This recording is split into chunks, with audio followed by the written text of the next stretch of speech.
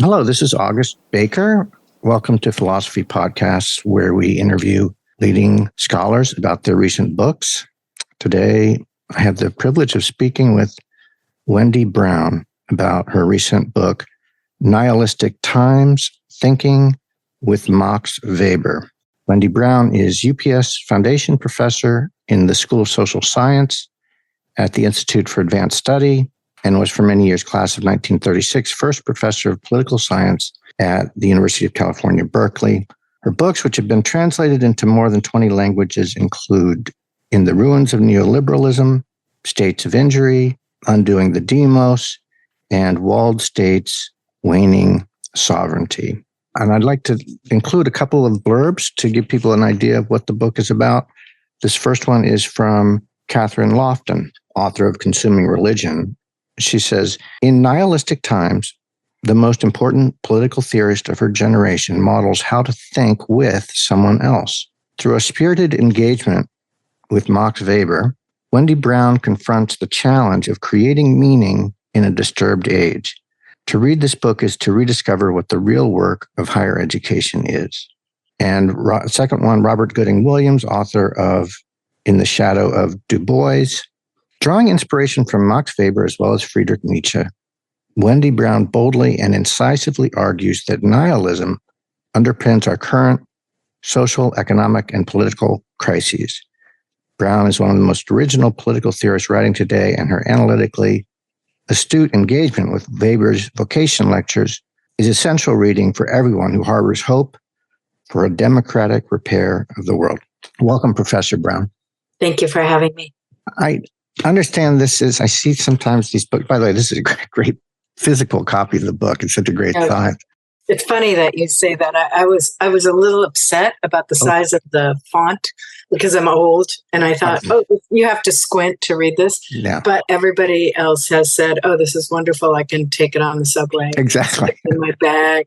It's no bigger than a little pad. Yeah. iPad. Yeah. That's right. No, it's great. And I noticed that it's, sometimes I get these books that are like this one. They are from a series of lectures. And I think I've seen these before, the Tanner lectures. Could you tell us maybe a little bit about how that's different when you're, as opposed to writing a book, when you're invited to give these Tanner lectures at Yale University? I take it you're speaking more to you're not as footnotes and referring to the literature. You're more talking about your views and your opinions. And how would you put it? What a wonderful question to start with. I think people approach something like the Tanner Lectures somewhat differently. I'll just say what they are. They're called the Tanner Lectures in Human Values, and they were endowed some decades ago by a fellow who was himself not an academic, but very interested in the possibility of academic inquiry contributing to not just problem solving, but the production and the deliberation about human values. And you are absolutely right that for many of us who are invited to give these, and they're harbored at several different universities. So there's Tanner Lectures at Berkeley, at Yale, at Princeton, at several other places. And each place they're inflected a little bit differently.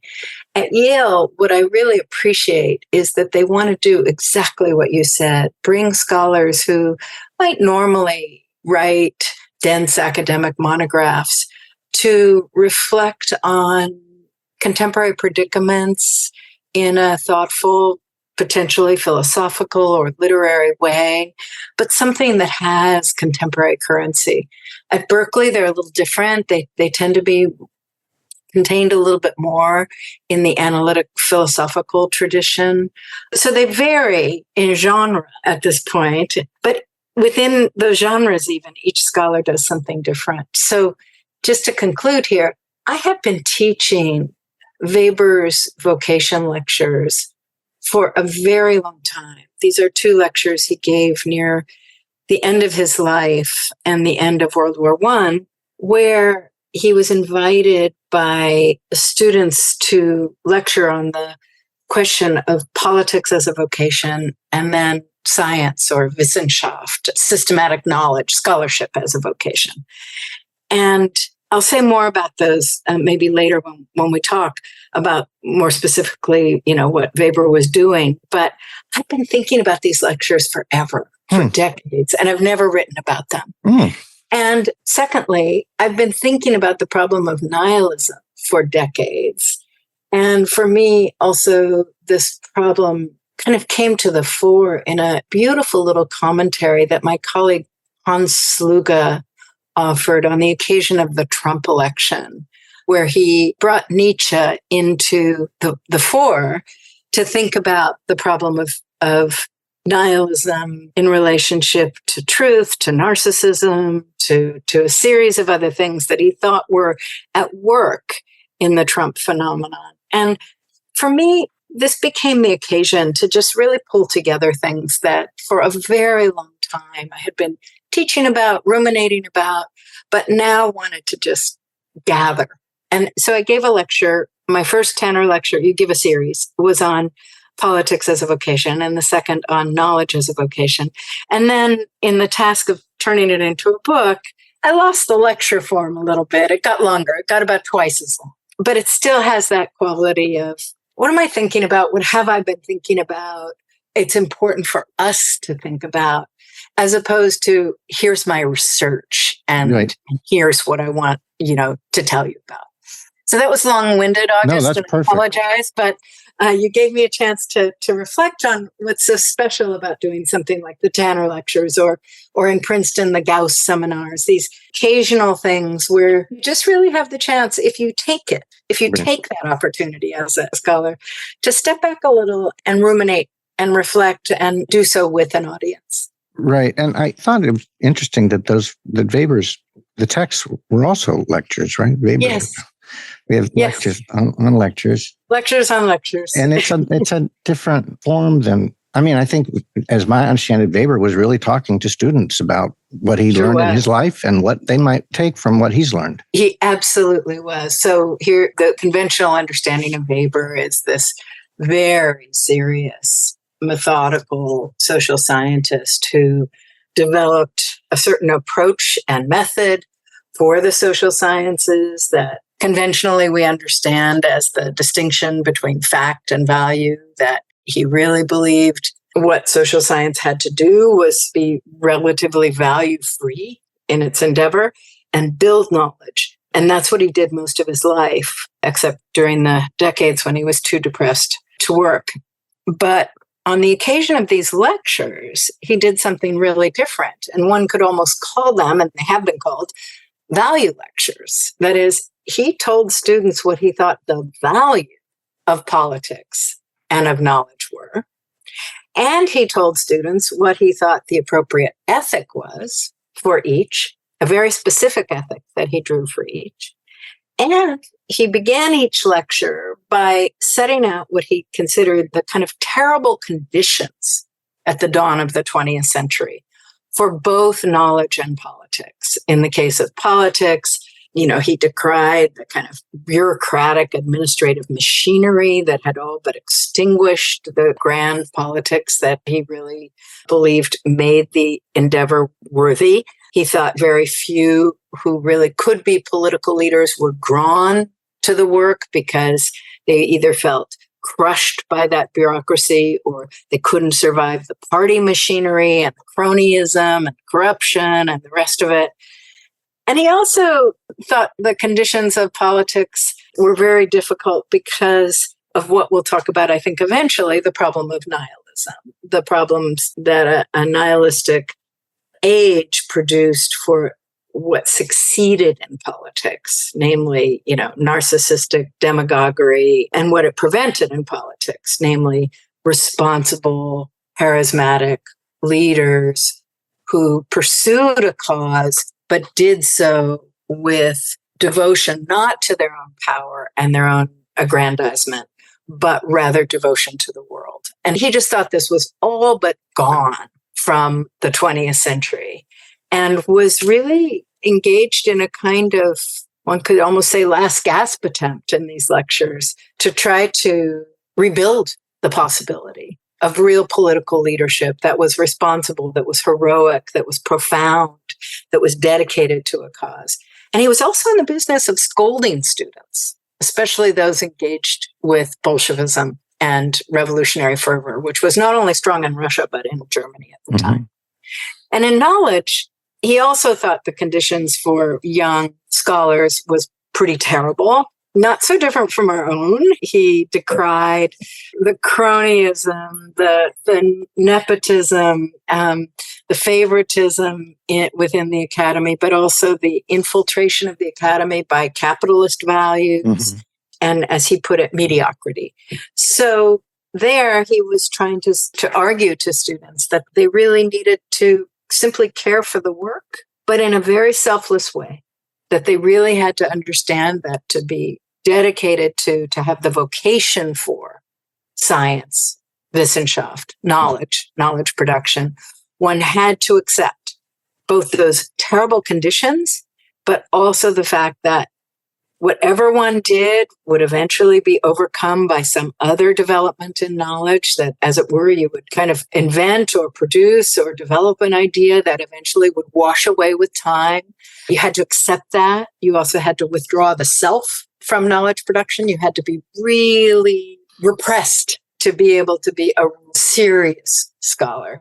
So these were the main themes in the lectures. And as you say, they were themselves occasions for Weber to say what he really thought about what he called his twin loves, politics and scholarship. Right.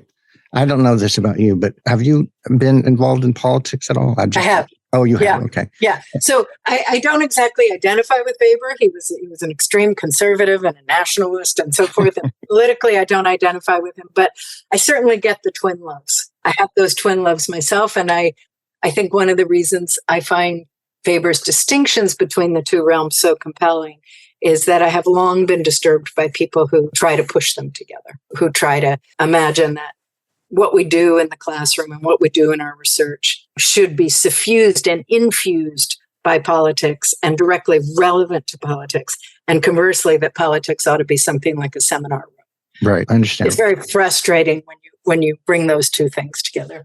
One more thing about the lectures. I know lecture, the word lecture might make us think, oh, as opposed to a seminar. So it's just someone speaking. But I think this is a public lecture, as I understand it. It's I don't know whether Weber's was or yours were, but it seems to me you're speaking to not just the people enrolled in a course and who will get a grade, but you're speaking to a public group, and they will have the chance to ask questions. Correct. So in my case, I won't pretend that the Tanners bring a general public. Certainly the public is invited. It's an academic public, but it includes students, undergraduates, graduates, faculty, and certainly could and should include those who are just the educated public who have an interest in these things. And yes, dialogue and questions is absolutely part of it. And for me, one of the richest parts of giving a lecture. You know what lands Absolutely. and what. I mean, there's always some wacky questions. There just are.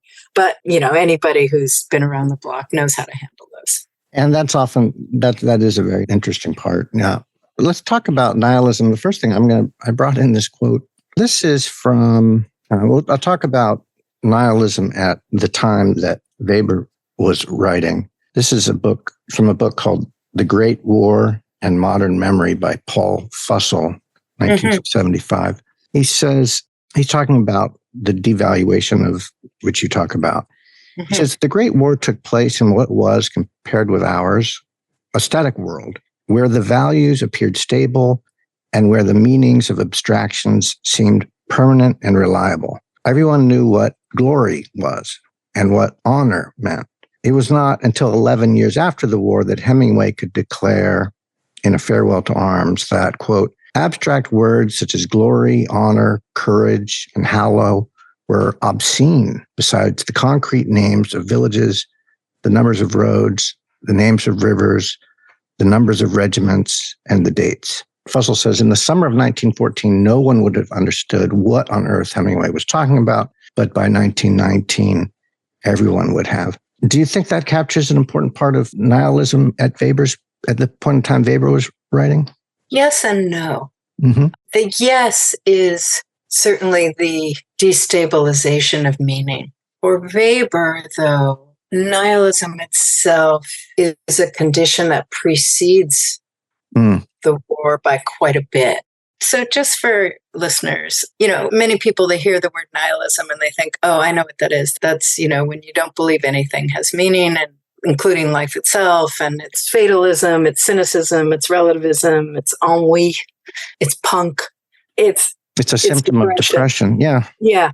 And the tradition from which Weber draws and develops the problem, which he rarely names, but which I insist frame both lectures, it's a different tradition. It's a tradition that would see what I just described as one symptom of nihilism, but not itself comprehensive.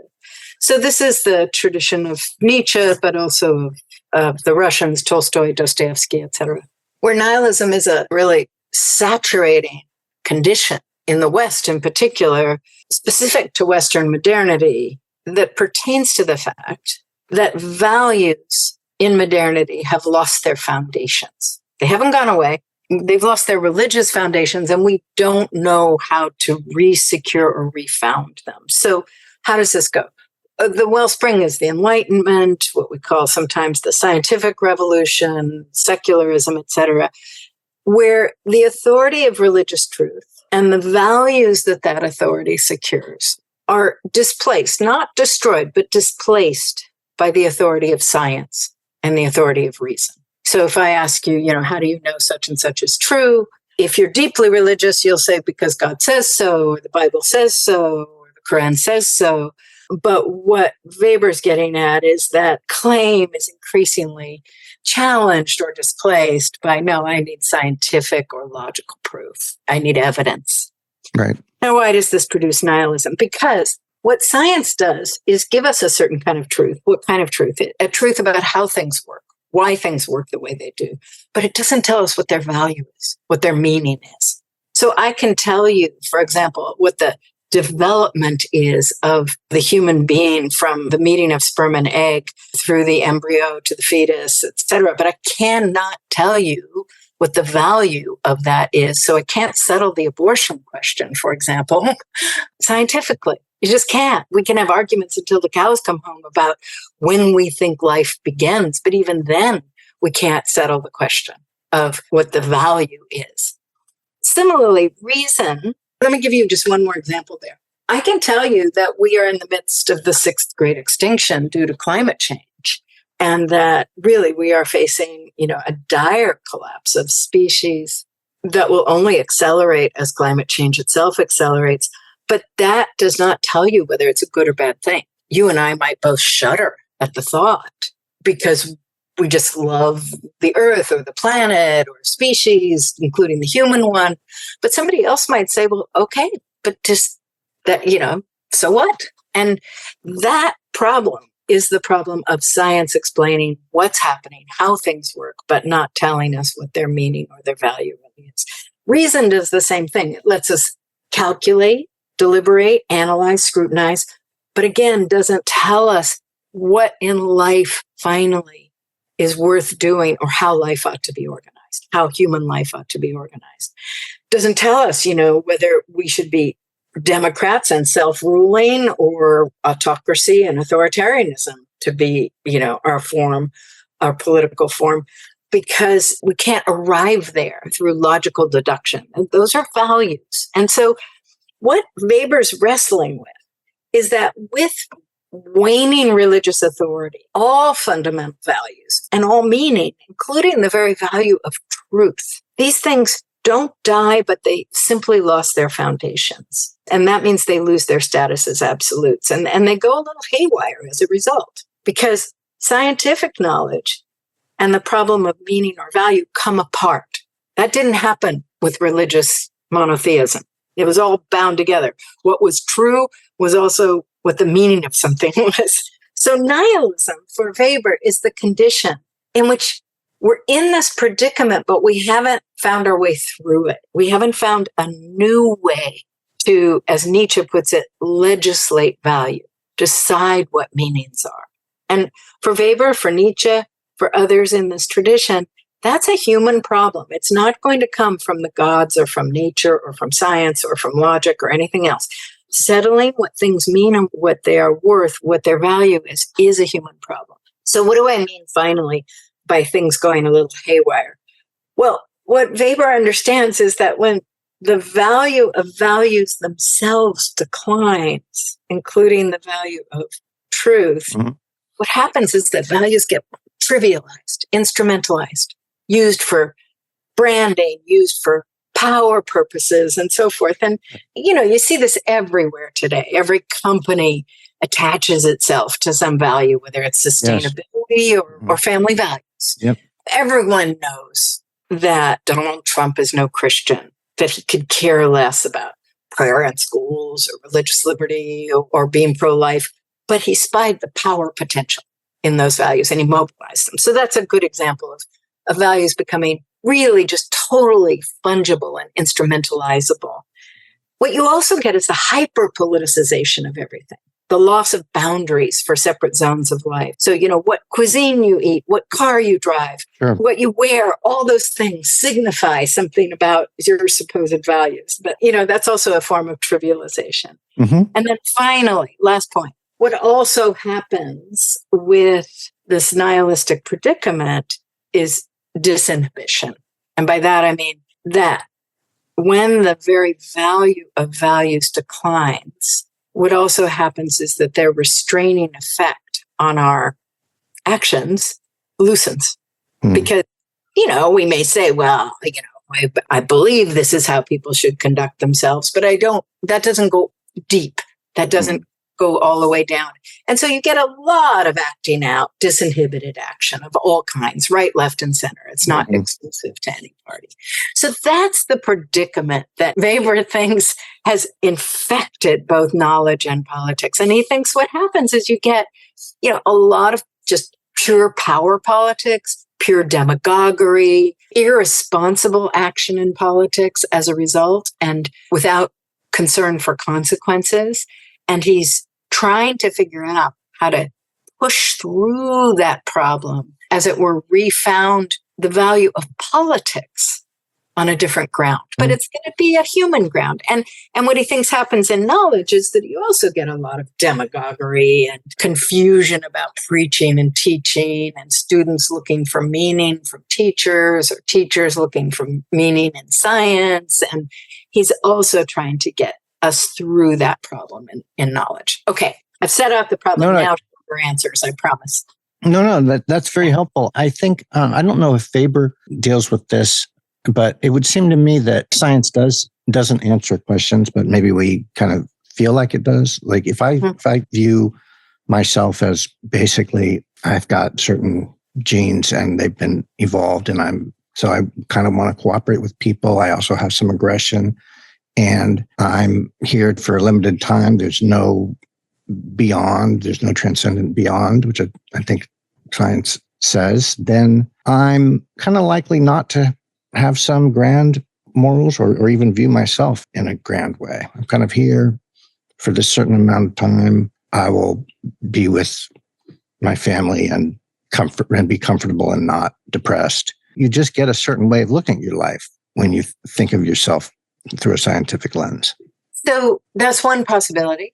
But look, August, you're also doing this podcast. Yeah. And you're doing it with people often who think about the problem of the meaning of life and the ways of the world, how we ought to organize human arrangement, social, political, economic, and so forth. And I think what Weber would say to you is the deflationary side of science that you just described, that says, well, look, you're just a speck. You're 1 of 8 billion. It's pretty short time compared to geologic time that you're on Earth. There's, you're just a speck.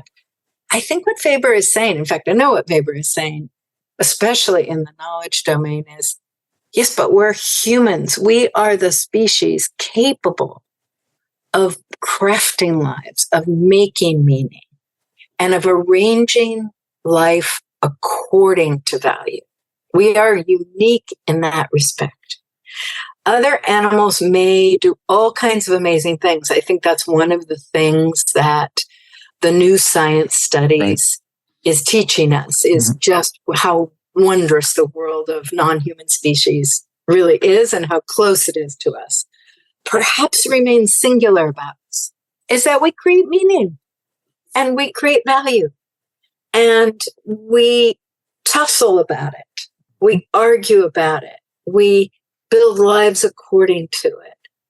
Deep, deep, deep nihilism is the abandonment of that project.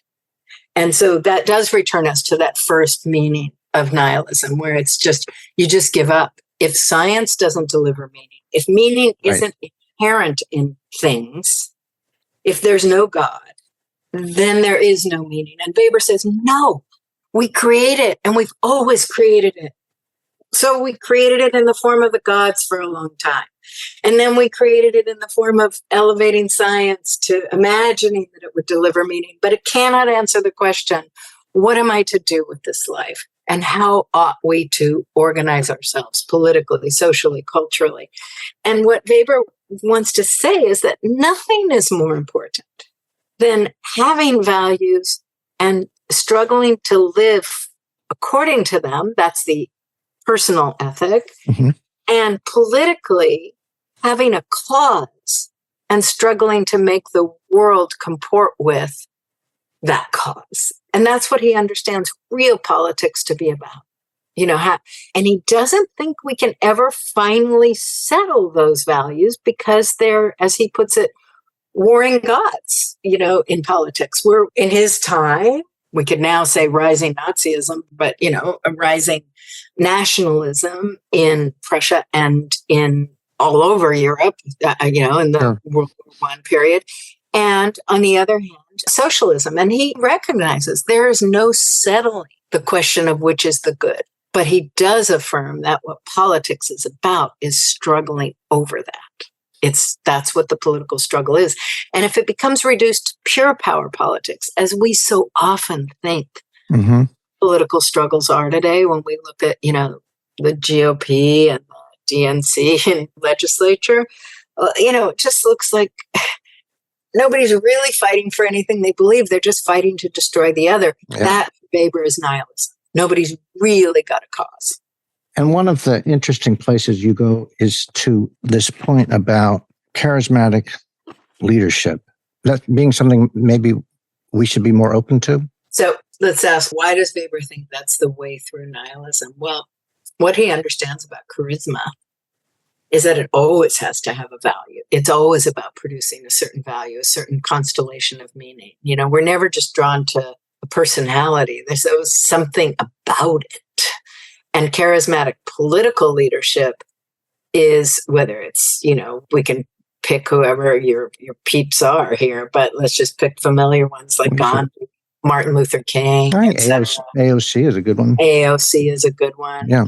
Question remains, I think, whether Bernie had charisma or something else, but or has rather. Yeah. But I think what Weber is doing with charisma is recognizing that what it does is it resuscitates value in a world that's extinguishing it, in a world that, through both what he calls rationalization, bureaucratization, we could call technocracy, that what charisma embodies is a kind of trace of that older world of it doesn't have to be divine or divinely inspired value, but it has kinship with it. So I think the reason that I myself am drawn to the idea is that it seems to me that the left, if we can use that term, struggles and fails over the problem of how to make its vision compelling. Yes. Because we so often think, oh, well, if we just expose all the nefariousness of the plutocrats and the autocrats and the racists and the rest of it, then everyone will come over to our side. And that's just not true for lots and lots of reasons. Yeah. But I think also that we grew anxious through the 20th century, especially for reasons having to do with fascism earlier in the century. Sure. we became anxious about the idea of a non-rational or highly emotional or, now let's just go back to charismatic formation for our vision and our values. And I think I've come to believe that's a mistake. I don't want to go all the way over to like Sorelian myth and, that kind of thing. And I'm not arguing for manipulation of the stupid masses, that approach. Yeah.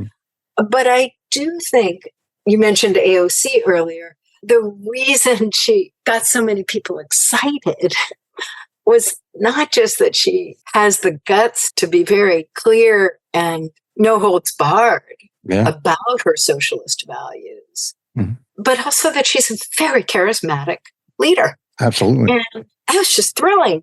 You just saw, I guess socialism can be exciting. Yeah. And I don't just mean beautiful and young and gutsy, but really powerful, really compelling. Right. And I think whether we approach that at the level of the individual or at the level of a movement, I think in parts of the book I explore this question of whether movements can be charismatic. It's important for us to do. Otherwise, we're just going to keep being overwhelmed by the exploitation of charisma, demagoguery, neo-fascism on the right, and all the libidinal excitement that generates while we are over here trying to be rationalists and foot soldiers in movements that just don't seem exciting at all. Right. And I think it's natural. This is the way when you're growing up, you take on someone. I mean, you are around people and a community or a charismatic person, and you kind of soak it in. Yeah. You want to be part of it. Yeah. It's not like reading it. It's just, it comes in a very strong way. Absolutely. The other thing is, it seems like Weber has when he looks at the science or the scholarship side, he has a check and balance on that, which is this really fearless scrutiny, right? So that would, any danger of being irrational through some charismatic leader is going to be checked by that. So, yeah, if we really had the kind of mass public high quality education that we need to sustain a democracy, that would be the aim. Yeah. So let's go there for a minute. So Weber really wants to draw this distinction between politics and academic life, which includes for him pursuit of values in politics and the pursuit of knowledge, fact-based knowledge in the classroom or the research domain. But he also is very interested in the problem of how to handle values, including political values, in the classroom. Right. And as you say, his admonition is not to ignore them and not to simply balance them as we do today, or submit them to a marketplace of ideas where he doesn't think they ever really get scrutinized. But as you say, to scrutinize them, to analyze them, to look at their premises, their entailments, their logics, their, if you hold to this view, what does that imply? Let's explore it thoroughly and fully. And what is he doing? He's breaking values out of the theological or moral castles in which we often lock them. Like, that person has Christian values, we must just respect them. Or that person, has this view, that's their opinion, they have a right to it. That's not interesting to him. That's not knowledge and that's not teaching. Teaching for him is allowing the student to promulgate the value and then saying, okay, let's have a look. Let's have a really hard, close, long look. And he, in that way, is trying to, as you say, prevent the problem of both the trivialization and instrumentalization of value, but also what I think you were hinting at a minute ago, the danger of attaching to the charismatic leader in a blind, unknowing, uninterrogated way. Mm-hmm. Now, Weber himself was not interested in education for the masses, but he wasn't really a big fan of the masses anyway, so that's another problem.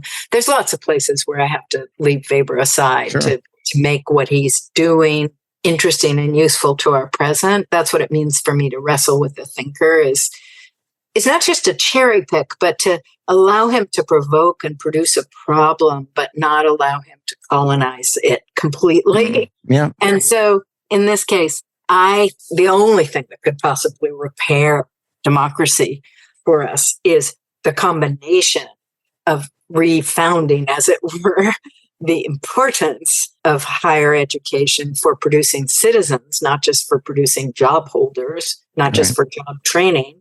And on the other hand, taking seriously that the value concatenation we have today is something we can work with in the classroom, open up, think about, wrestle with, learn the histories of, consider psychologically, economically, culturally, socially, politically, and historically, and not just treat as a war.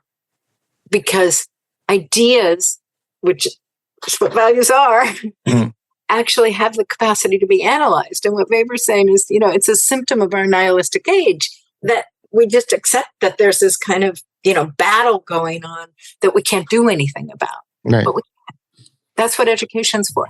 Let me just read a couple of sections here. I think you've said, I appreciate from my perspective, you're trying to look at this schism we have and where there are two sides and they don't talk. And you're trying to address both sides, which I appreciate very much. And you said inscribed as hashtags, bumper stickers, yard signs, ephemeral group identities, or advertising bait, values lose their depth and endurance, their relationship to a Weltanschauung, their wholesale governing of conduct and conscience, their capacity to shape moral order.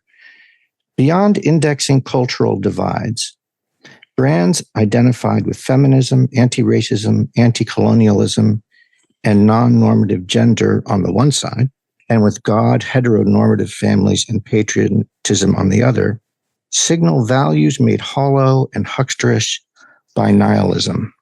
I find that a very brave thing to say.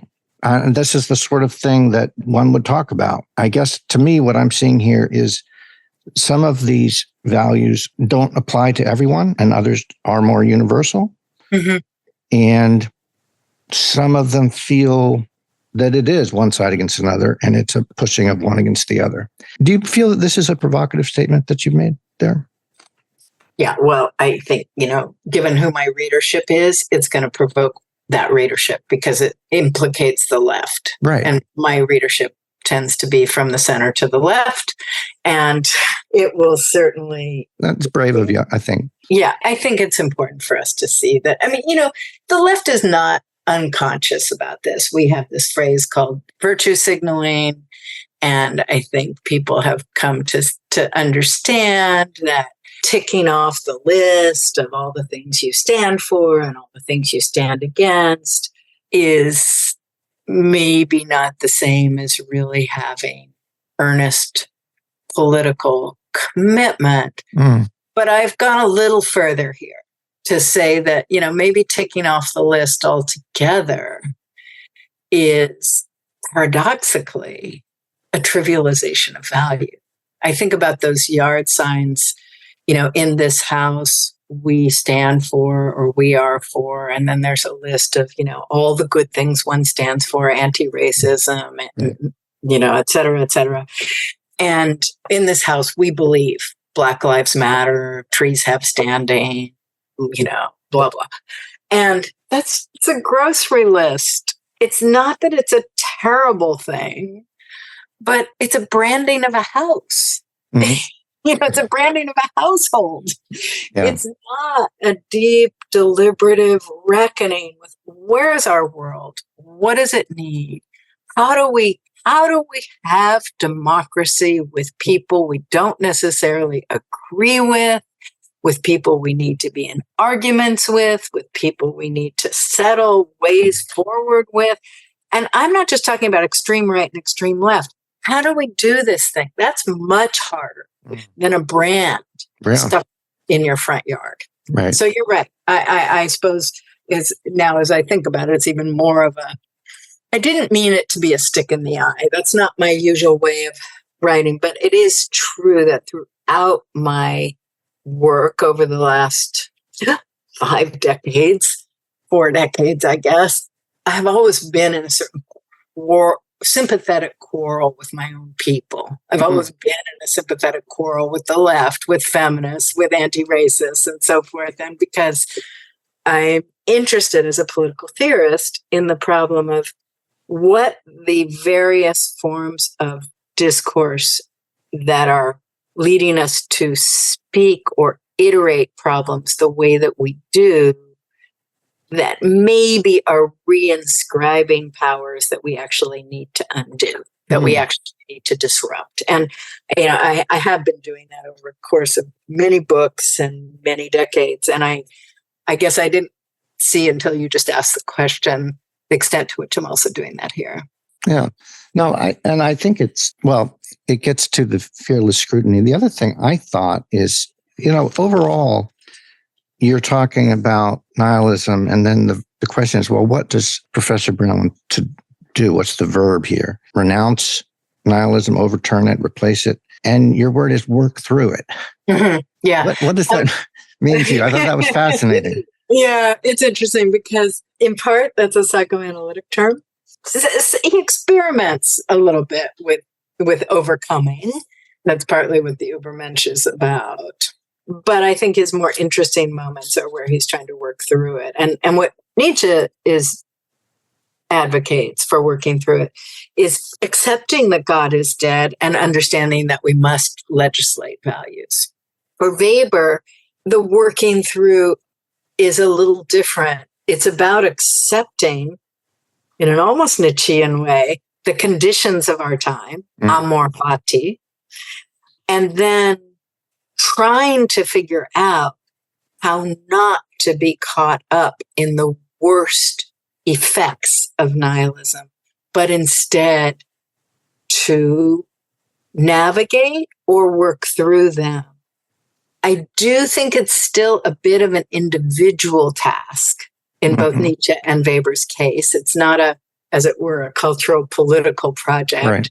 But I think in both cases, they're also giving us an appreciation of the fact that you don't just resist the thing and you don't jump over it. Mm-hmm. If we're in nihilistic times, if we're in a nihilistic condition, the task is to model value making and pursuit that does not pretend it's rooted in God or science or natural law or anything else, but simply insists on this being the good for us. And, that's a political project. This is what I think the good is for us. And to return to AOC, I think that's what she does. It's like, a lot of her time she's just outraged, and which we like too, everyone, yeah.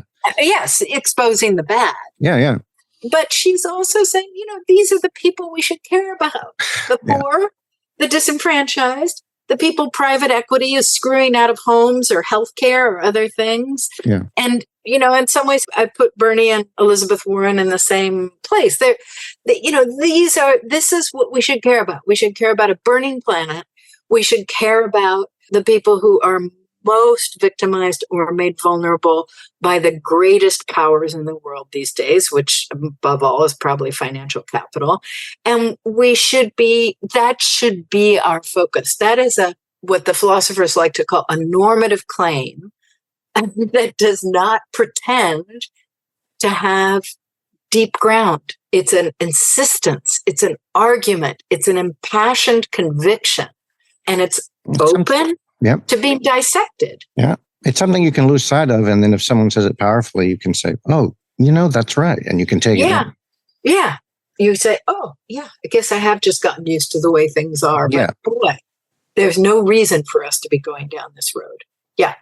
Do you think of working through also as suggesting that this is an ongoing process? Not that, okay, yeah. That's the other thing. We constantly are looking for ways to ground and found our values in something deep and secure and unmoving. And I think what Weber and Nietzsche are both telling us is, it's never there, but it's a constant struggle, and it's a constant effort. And of course, what you see largely in evangelical right-wing politics, just that slice of right-wing politics, is that insistence. God told us this is the way the world is. You see that reaction, what I've called in a much earlier book, reactionary fundamentalism, an effort to reground fundamentalism in a reaction to this predicament of nihilism. Right. So yeah, working through is ongoing. It's never going to be over.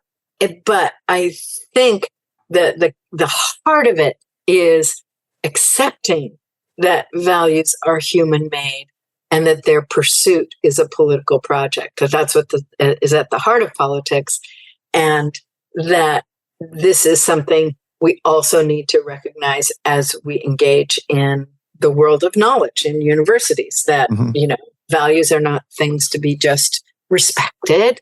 They're things we can analyze. But at the same time, the place where I'd quarrel with Weber here is I don't believe they're ever separable from facts. I don't think you can peel them off of facts. So that's another conversation for another day. Well, I really enjoyed this book, and I think it's very, very accessible. And Professor Wendy Brown, I appreciate you talking to me today. The book is Nihilistic Times, Thinking with Max Weber. Is it Harvard? Yeah. 2023. Yes. Thank you so much. August, thank you. It's been a pleasure. Bye. Bye-bye.